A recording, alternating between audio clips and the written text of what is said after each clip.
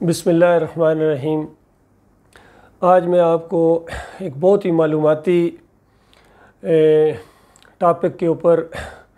گفتگو کر رہا ہوں، یعنی خانگاہی نظام کے جدید ورژن کہ کس انداز سے یہ نظام آج دنیا میں پھیلا ہوا ہے اور کس طریقے سے یہ اندر و اندر کام کر رہا ہے۔ آج ایک ویڈیو سنا، یہ قاسم علی شاہ فاؤنڈیشن کی طرف سے وہاں کوئی سیشن تھا اور سید سرفراز شاہ، یہ دونوں کے آخر میں شاہ لگتا ہے، اس لیے ان کی نظریات بھی آپس میں ملتے تھے۔ قاسم علی شاہ صاحب نے ایک سوال کیا کہ ہر چیز کے اندر جدت آئی ہے، ٹیکنالوجی کے اندر، ہر فیلڈ میں، لیکن کیا وجہ ہے کہ اس خانگاہی نظام کے اندر کوئی جدت نہیں آئی ہے؟ اس پر ذرا روشنی ڈالیے۔ تو سید سرفراز شاہ صاحب نے جو اس کے اوپر روشنی ڈالی، انہوں نے پرانے صوفیہ کا ذکر کیا اور کہا کہ یہ بر صغیر کے اندر یہ جب لوگ آئے ہیں تو انہوں نے دیکھا کہ یہاں پنڈت اپنا ایک مقام رکھتے ہیں، ان کی بڑی عزت ہے اور لوگ ان سے بڑا خوف کھاتے ہیں۔ یہ دو چیزیں ان کے اندر ہیں جس کی وجہ سے ان صوفیہ نے وہی روپ دار لیا، اسی انداز سے لوگوں کے سامنے آئے اور دعاؤں کو انہوں نے یعنی دعا دینا اور اس طریقے سے معاملہ کرنا، یہ انہوں نے اپنے ایک ٹول کے طور پر استعمال کیا، ہتھیار کے طور پر استعمال کیا۔ تو اس طرح لوگ آہستہ آہستہ ان کے قریب آتے چلے گئے۔ پھر سرفراز صاحب نے بتایا کہ یہ اولیاء اللہ تھے، یہ شروع کے لوگ تھے نا جنہوں نے یہ روپ دھارا، وہ صحیح معنوں میں اولیاء اللہ تھے۔ اور پھر آہستہ آہستہ جو بعد میں لوگ آئے وہ جو ان کے اندر وہ مضبوطی نہیں تھی، اور پھر یہ نظام جو ہے اپنی اس شکل میں سامنے آیا کہ آج کا ولی اللہ جو ہے وہ ممکن ہے 3 پیس سوٹ پہنے ہوئے، ٹائی گلے میں لٹکائے ہوئے اور بریف کیس پکڑے ہوئے کسی جہاز سے اتر رہا ہو یا 5 اسٹار کنٹیننٹل ہوٹل کے اندر جا رہا ہو۔ تو اس طریقے سے جو قاسم شاہ صاحب ہیں ان کی طرف دیکھا اور وہ بھی تھوڑے سے مسکرائے، گویا وہ محسوس کر رہے ہوں گے کہ آج کا ولی اللہ میں ہوں، اور دوسری طرف آج کے ولی اللہ جو ہے وہ سید سرفراز صاحب ہیں۔ اصل میں یہ بات تو بڑی سہانے انداز میں پیش کی گئی اور یہ دل کو لگتی بھی ہے، لیکن اس کو جس کے پاس قرآن کا علم نہ ہو اور انبیاء کی دعوت جس کے سامنے نہ ہو، کوئی ریفرنس پوائنٹ نہ ہو، کوئی معیار نہ ہو، کوئی کسوٹی نہ ہو حق اور باطل کو پرکھنے کی، تو اس کے لیے تو یہ بڑا سہانا انداز ہے۔ لیکن جس کو انبیاء کی تعلیمات سے واقفیت ہو، قرآن کا صحیح مطالعہ کیا ہوا ہو، وہ اس راز کو پا جائے گا، وہ اس نقطے پر پہنچ جائے گا کہ یہ بہت بڑے بیروپیے تھے یہ صوفیہ جن کا انہوں نے ذکر کیا۔ ابھی میں اس کی پوری لسٹ آپ کے سامنے رکھتا ہوں۔ بیروپیے تھے، گویا جس طرح ایجنسیاں کام کرتی ہیں، اپنے مقاصد پورے کرتی ہیں، انہوں نے ایجنسیاں تھیں یہ، اور مختلف علاقوں کے اندر یہ پھیلے ہوئے تھے، بڑا مضبوط نیٹ ورک تھا ان کا، اور اس طرح یہ اپنے آگے شاگرد تیار کرتے رہے، اور یہ جو موجودہ دین پوری دنیا میں پایا جاتا ہے مسلمانوں کو، جس کے اولیاء اللہ جو ہیں اس میں قاسم علی شاہ صاحب، پھر عمران خان صاحب جیسے اولیاء اللہ، پھر طاہر القادری جیسے، طارق جمیل جیسے، اور پھر اور کتنے ہیں جو اپنے آپ کو اولیاء اللہ سمجھ رہے ہیں اور لوگوں کو تاثر دینے کی کوشش کرتے ہیں کہ ہم صحیح معنوں میں اللہ کے ماننے والے ہیں اور ہمارے دلوں کے اندر نبی علیہ السلام کی محبت ہے، ہم عاشق رسول ہیں۔ اور اسی وجہ سے آپ دیکھتے ہوں گے کتنے عاشق رسول ہیں، کس طرح وہ لوگوں کو قتل بھی کر دیتے ہیں اگرچہ ان کا صحیح بھی عقیدہ ہو، جو اللہ کی توحید بیان کریں گے اور اصلی دعوت انبیاء کی پیش کریں گے، نبی صلی اللہ علیہ وآلہ وسلم کی سنت کو اپنائیں گے اور صحیح بات بھی ان کو بات بیان کر رہے ہوں گے، تو یہ جو جدید یہ ماڈرن قسم کے اولیاء اللہ ہیں، عاشق رسول ہیں، یہ کئی دفعہ ان کو قتل بھی کر دیتے ہیں، اور اس طرح دنیا والے پھر دھوم دھام سے ان کا جشن مناتے ہیں۔ تو اس کی وجہ یہی ہے کہ ان کے درمیان اب حق اور باطل کا معیار ختم ہو گیا ہے۔ یہ خانگاہی نظام جو بر صغیر کے اندر پھیلا، اس کی صحیح معنوں میں اگر کسی نے جڑ کاٹی ہے، اس کی جو نشاندہی کی ہے اس پورے نظام کی،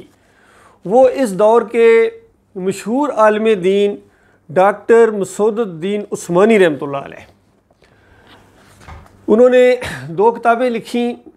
اور ایمان خالص قسط اول اور ایمان خالص قسط دوم، یہ ایک میرے سامنے ہے۔ اس میں سے اس کا جو 83 نمبر صفحہ ہے وہ میں آپ کے سامنے پڑھوں گا، تاکہ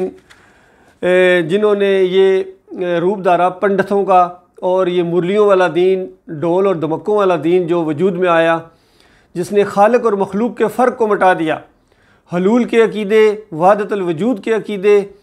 اور ہندوؤں کے جو عقیدے ہندوازم کے اندر تھے، جوگیوں کے، پنڈتوں کے، انہوں نے وہ تصوف کے نام سے دنیا والوں کے سامنے اسلام کے اندر سے زبردستی نکالنے کی کوشش کی۔ تو ان کی پہلے ذرا ہسٹری دیکھ لیجئے۔ دیکھیے، ایک تو یہ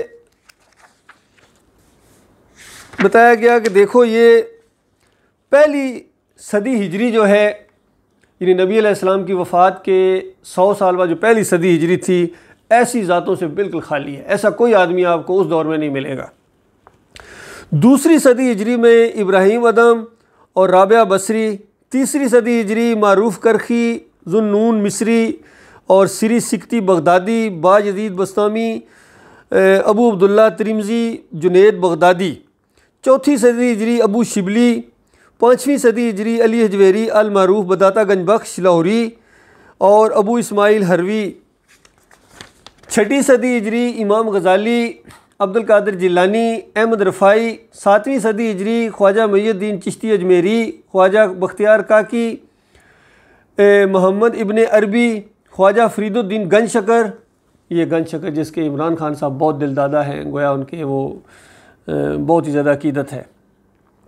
جلال الدین رومی جو علامہ اقبال کے جو آئیڈیل ہیں۔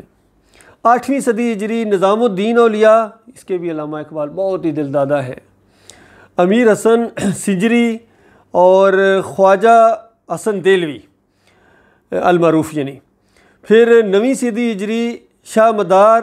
شاہ مینا لکھنوی۔ 10ویں صدی ہجری اور 11ویں صدی ہجری کے شروع کا زمانہ خواجہ باقی باللہ۔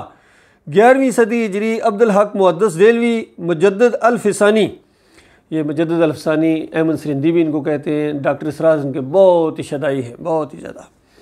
12ویں صدی ہجری شاہ عبد الرحیم، شاہ ابو رضا محمد، شاہ ولی اللہ۔ 13ویں صدی ہجری شاہ عبدالعزیز، شاہ اسماعیل اور سید احمد شہید اور عبداللہ غزنوی۔ 14ویں صدی ہجری یعنی موجودہ صدی جو ہے خاندان ولی الہی، یہ شاہ ولی اللہ کا جو پورا خاندان ہے، اور ان کے خدام یعنی جماعت دیوبندی اور بریلوی اور اہل حدیث، یہ سارے حضرات جن کا اوپر ذکر کیا گیا ہے دین اتحاد کے علمبردار تھے، اور آج جو دین اسلام کے نام سے اس دنیا میں پایا جاتا ہے وہ انہی حضرات کا ایجاد کردہ ہے۔ قرآن و حدیث سے بالکل الگ، یکسر ممتاز دین بندگی کی بجائے دین خدائی۔ ہو سکتا ہے اس اظہار حقیقت پر کسی کو بلا وجہ غصہ آ جائے، تو اس کی خدمت میں عرض ہے کہ غم و غصہ جذباتی کیفیات ہیں، ان کی وجہ سے حقیقت کا انکار کر کے زہر پر تریاق کا لیبل لگا دینا کسی صاحب عقل کو زیب نہیں دیتا۔ یہ ڈاکٹر مسعود الدین عثمانی رحمۃ اللہ علیہ کی تحریر میں نے آپ کے سامنے پڑھی ہے، اور آپ غور کریں گے کہ کیسی حقیقت، کیسی زبردست چیز سامنے لائے ہیں اللہ کے بندوں۔ آج یہ عرس اور میلوں والا دین، یہ سوٹے لگانے والا دین، پھر نعرہ حیدری، یا علی مدد، یا غوث المدد، پھر 11ویں شریف، پھر 10 محرم کے کنڈے، پھر جناب یہ تعزیے، پھر یہ واسطے وسیلے، پھر یہ مزاروں کے اوپر سجدے، تعظیمی سجدے کے شرک جن کے اندر آ گئے ہیں، یہ اسی وجہ سے آئے ہیں کہ یہ خاندان، یہ جو خانقاہی نظام ہے یہ ختم نہیں ہوا ہے، یہ اپنے پوری جوبن کے اوپر ہے اور پوری جدت کے ساتھ آیا ہے اور نئے روپ میں آیا ہے۔ یہ نئے شکاری نیا جال لے کر آئے ہیں، اور اللہ کے بندوں جب تک اس کے ساتھ اس نئے دین، اس اتحادی دین، اس تصوف والے دین، اس عرس اور میلوں والے دین، پیری مریدی والے دین، تعویذ گنڈے والے دین، اور اب ایک نئے انداز سے بھی یہ سامنے آیا ہے جمہوریت کے روپ میں، اس کے اندر بھی پارلیمنٹ میں کھڑے ہو کے ہاتھ میں قرآن رکھ کے یہ رانا ثناء اللہ صاحب تقریر کرتے ہیں، اور دوسرے بھی آصف خواجہ بھی اس طرح کئی دفعہ دینی انداز سے بات کرتے ہیں، اور کتنے سارے ہیں یہ دین کے روپ میں آئے ہیں۔ اللہ کے بندو، یہ خالص اس اتحادی دین جو توحیدی دین کے مقابلے میں گڑا گیا ہے، یہ اس کی کرشمہ کاریاں ہیں۔ اب کرنا کیا ہے؟ اس کا علاج بھی جس ڈاکٹر نے اس بیماری کو ڈائگنوز کیا تھا اس نے علاج بھی بتایا ہے۔ تو اس کا علاج اب سن لیجئے ڈاکٹر مسعود الدین عثمانی رحمۃ اللہ علیہ کی اسی کتاب کے صفحہ نمبر 109 پر ڈاکٹر صاحب کہتے ہیں کہ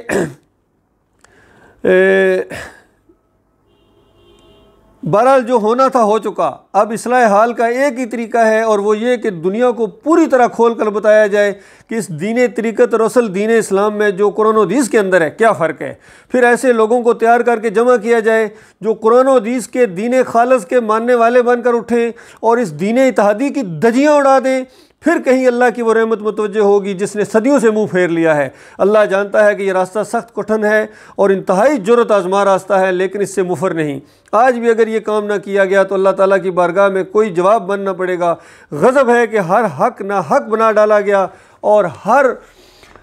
ناحق ابھرا اور چھا گیا،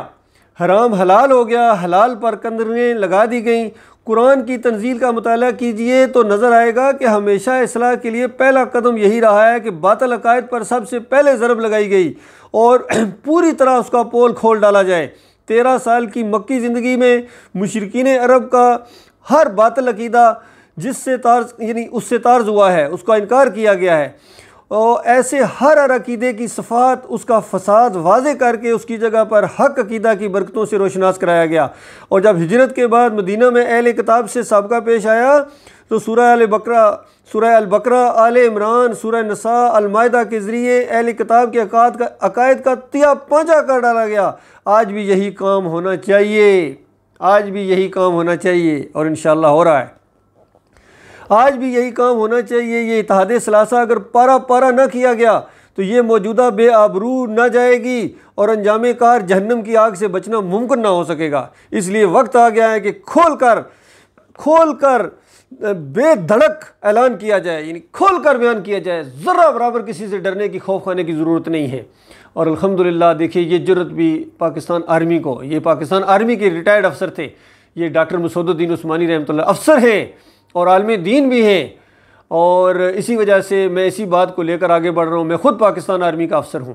اور پوری طرح اس ایمان خالص کو سمجھ گیا ہوں، اور اس مشرکانہ دین کو بھی میں سمجھ گیا ہوں، اور اس کی تباہ کاریوں کو بھی میں سمجھ گیا ہوں۔ اور جب تک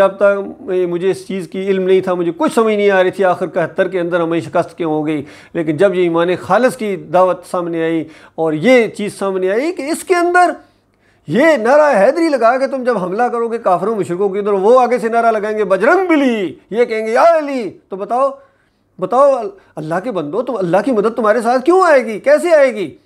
تو 71 کی جو شکست ہوئی ہے وہ اسی وجہ سے ہوئی ہے، اسی شرک کی وجہ سے ہوئی ہے۔ تو جب تک یہ شرک کا جنازہ نہیں اٹھے گا اس انداز سے جس طرح یہ آرمی افسر کیپٹن مسعود الدین عثمانی رحمۃ اللہ علیہ نے جو انداز اختیار کیا ہے، بالکل یہی انداز ہے، اس کے علاوہ سب فراڈ ہے، سب اپنے آپ کو دھوکہ دینا ہے، اور یہ کام ہو کے رہنا ہے۔ یہ اس کا علاج ہے۔ یہ دین اتحاد توحید قرآنی کا مقابلہ کرنے کے لیے ایجاد کیا گیا ہے، اور آج تک کوئی صوفی ایسا نہیں گزرا جو اتحادی نہ ہو۔ یہ وہ دین ہے جس نے شرک و بدعت کو سنت جواز بخشا ہے۔ طبیب کا روپ دار کر بیمار کو اپنے ہاتھ سے زہر پلایا ہے۔ طبیب کا روپ دار کر یہ آیا ہے۔ یہ انہوں نے گدڑیاں سنبھالی ہیں، جس طرح وہ قاسم علی شاہ صاحب اور دوسرے جو سرفراز شاہ صاحب کہہ رہے ہیں کہ انہوں نے روپ دارا ہے پنڈت کا۔ غور کے جو اللہ کے بندوں، عقل مند کے لیے اشارہ ہی کافی ہے۔ گمراہی کو خوشنما بنانے کے لیے اصطلاحات کا ایک جنگل تیار کیا گیا، اور خالق و مخلوق عبد و معبود کو ایک دوسرے میں سمو کر بے حساب ایسی مرکب ذاتیں پیدا کی ہیں جنہوں نے اپنی اپنی گدی سنبھالی ہے، اور پھر یہ خدائی میراث باپ سے بیٹے کو منتقل ہوتی رہی ہے۔ یہ ہوا ہے اللہ کے بندو۔ اب بھی اگر آپ کی آنکھیں نہ کھلیں گی تو اللہ جانتا ہے پھر کبھی نہیں کھلیں گی۔ کہیں ایسا نہ ہو کہ جب آنکھیں بند ہوں اس وقت آنکھیں کھلیں، اور پھر وہ معاملہ ہو جو کسی نے کہا ہے کہ بخت جب بیدار تھا کم بخت آنکھیں سو گئیں، سو گیا جب بخت تو بیدار آنکھیں ہو گئیں۔ اس وقت کی بیداری کوئی فائدہ نہیں ہوگی، اس وقت کی بیداری ایسی ہوگی جس طرح فرعون بیدار ہوا تھا۔ اب میں مانتا ہوں، بتایا کہ اب کہاں، اب تو بھگتنے کا وقت ہے، اب ایمان لاتا ہے۔ تو ایمانداروں کو نکال دیا کرتا تھا علاقوں سے، ان کو سولی دیتا تھا، پھانسیاں دیتا تھا، اب کہتا میں ایماندار ہوں۔ تو اس وقت آپ ایمان جب لانا چاہیں گے، میری قوم کے لوگوں، کرتا درتا لوگوں، اس وقت جب ایمان لانا چاہو گے اس وقت کہا جائے گا اب ایمان لاتے ہو، تم تو اس ایمان کی وجہ سے لوگوں کو نکال دیتے تھے، اپنی فوج سے نکال دیتے تھے، پولیس سے نکال دیتے تھے، علاقے سے نکال دیتے تھے، اور واٹس ایپ کے گروپ سے نکال دیتے تھے۔ تمہیں تو یہ دین پسند ہی نہیں تھا، تمہیں تو دین پسند تھا وہ صوفیہ والا، وہ مرکب دین جس میں کبھی نماز بھی پڑھو، اللہ کے سامنے جاؤ ایاک نعبد و ایاک نستعین، اور اس کے بعد مزار کے سامنے سلام بابا۔ تو یہ تو تمہارا دین تھا، یہ تمہیں پسند تھا، عرس اور میلے، پیری مریدی، یہ سب تمہاری ایکٹیویٹیز تھیں، یہ تمہیں پسند تھا، اور اللہ کا توحید اور محمد صلی اللہ علیہ وسلم کا راستہ وہ تو تمہیں پسند ہی نہیں تھا۔ وہ تو اگر تم اس کا کبھی نام لیتے تھے تو آڑ لینے کے لیے کہ ہم مدینہ ریاست بنائیں گے۔ بتاؤ پھر اس کے بعد جو مدینہ ریاست بنی اور جو تمہارا حال ہو رہا ہے، اللہ کے بندو للہ غور کرو، غور کرو۔ میں تمہارا اصلی خیر خواہ ہوں، یقین کرو، وہ صحیح بات تمہارے سامنے لا رہا ہوں۔ للہ مانو گے اپنا بھلا کرو گے، نہیں مانو گے تو یاد رکھنا اپنا نقصان کرو گے، میرا کچھ نقصان نہیں کر سکتے ہو، میں تو اسی پر قائم ہوں، اسی کو پھیلاؤں گا۔ اور اگر کبھی کوئی کیس بنا کے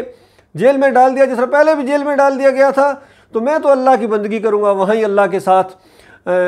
گفتگو ایک قسم کی، جس طرح راز و نیاز ہوتا ہے، پکاریں ہوتی ہیں، ذکر ہوتا ہے۔ اور اگر علاقے سے نکال دو گے تو ہجرت میرے حصے میں آئے گی، اور لٹکا دو گے تو اللہ کے راستے میں شہید ہو جاؤں گا انشاءاللہ۔ اس راستے میں جو بھی آتے رہے ہیں توحید کے راستے میں، ان کے ساتھ بڑی سختی کے ساتھ، خاص کر اہل کتاب نے بڑی سختی کی ہے، اور بس اللہ کی یقینی مدد اور آخرت کا جو اللہ کا وعدہ ہے اس کے اوپر مضبوطی ہی اس کے اوپر قائم رکھ سکتی ہے۔ اللہ تعالیٰ غور و فکر کرنے کی توفیق عطا فرمائے اور اس راستے میں جم جانے کی توفیق عطا فرمائے۔